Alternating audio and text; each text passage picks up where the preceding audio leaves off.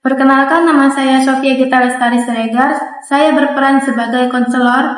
Perkenalkan, nama saya Rabiha Rahmi Tanggang. Saya berperan sebagai konseling. Kami dari jurusan Pendidikan Agama Islam, Universitas Islam Negeri Sultanah Nahrasia Loksemawe. Video ini dibuat untuk memenuhi tugas mata kuliah bimbingan dan konseling Islam. Dosen pengampu adalah Ibu Dr. Nia Wardani, FA. Video ini menceritakan tentang Rabiha sebagai konseling. Dia yang kurang menyukai mata pelajaran sejarah karena dianggap membosankan. Dia juga kurang menyukai bahasan masa lalu yang terlalu banyak sejarah dan tanggal-tanggal yang sulit diingat. Selamat menonton.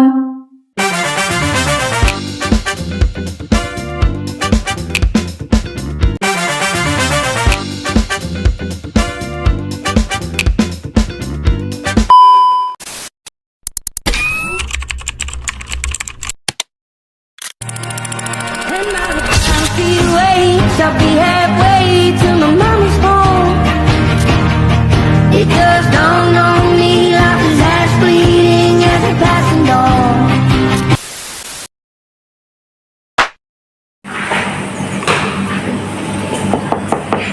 Assalamualaikum. Waalaikumsalam. Masuk.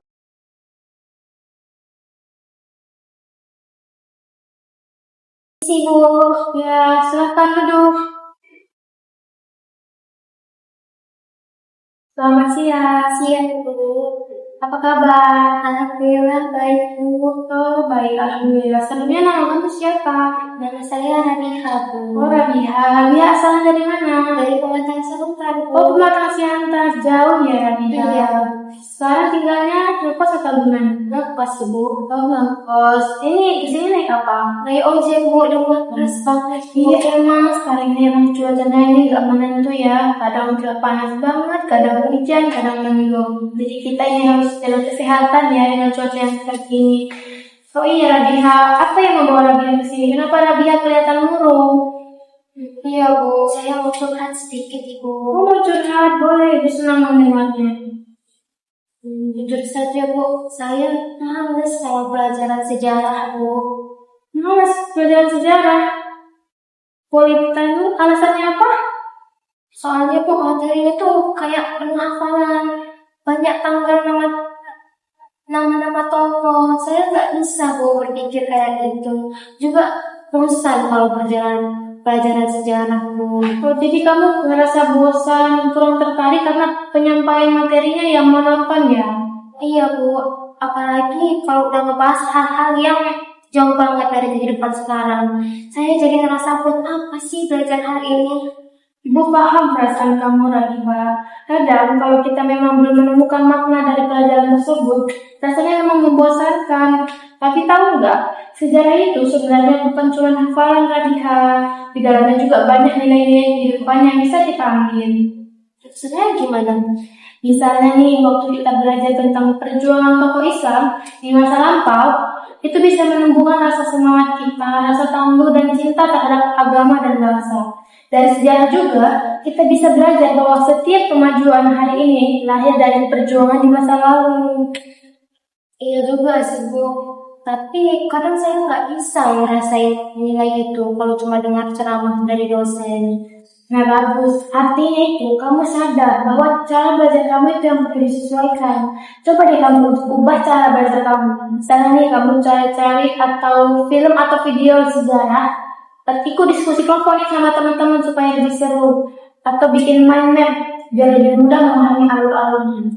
Wah, saya belum pernah sih, Bu, coba hal itu. Biasanya saya hanya membaca slide-slide dari dosen doang. Nah, itu dia. Kadang kita tuh jadi bosan karena cuma mengandalkan di satu sumber doang. Kalau kamu belajar dengan cara yang lebih hidup, kamu akan merasa sejarah itu menarik, bukan beban, apalagi hafalan.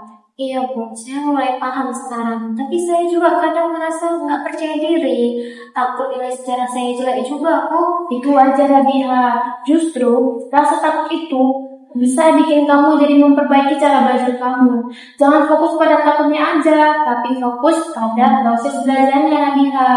Ibu yakin kalau kamu mulai pelan-pelan ubah cara pandang kamu dan strategi, kamu bisa lebih menikmati pelajaran tersebut. Amin. Semoga ya Bu ya. Kadang saya juga pingin semangat, tapi belum tahu harus mulai dari mana ini. Baik, nanti Ibu bantu kamu untuk arahkan langkah-langkah konkret supaya kamu lebih semangat lagi belajar sejarahnya ya. Nah, sekarang Ibu mau bantu kamu dengan beberapa langkah yang praktis saja.